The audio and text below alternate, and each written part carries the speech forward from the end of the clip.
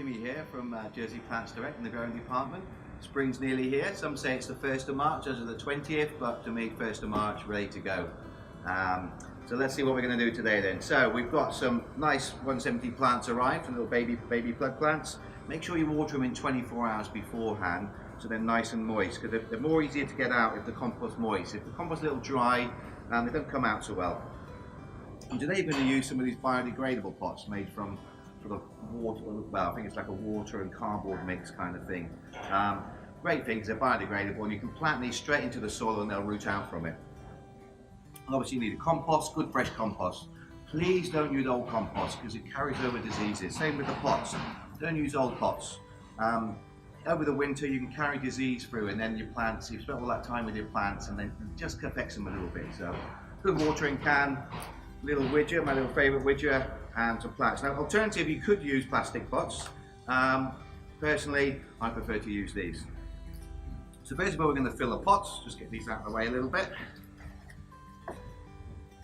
Okay, so lashings of compost, throw it in there, firm it over, and then just press it down. I always like to leave a little gap at the top, if possible, just to allow when you water, the water can soak into the pot. Otherwise, if it's across the top, the water flows over the top.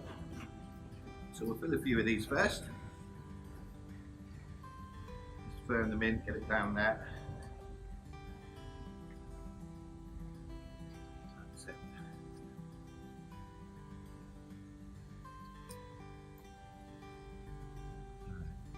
Just move these out of the way so you can see. In a minute, not just now. How many should we do? Should we do 6? Let's do 6.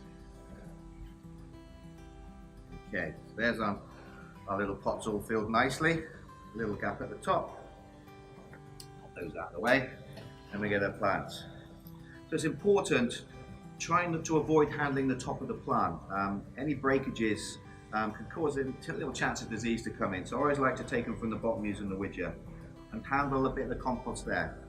Make a little hole, pop them in, and then 2 fingers just firm down like that.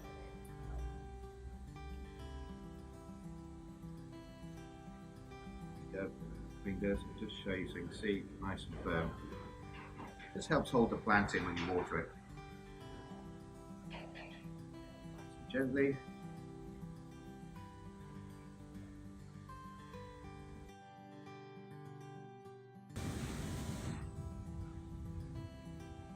You missed it then. One more. There we go.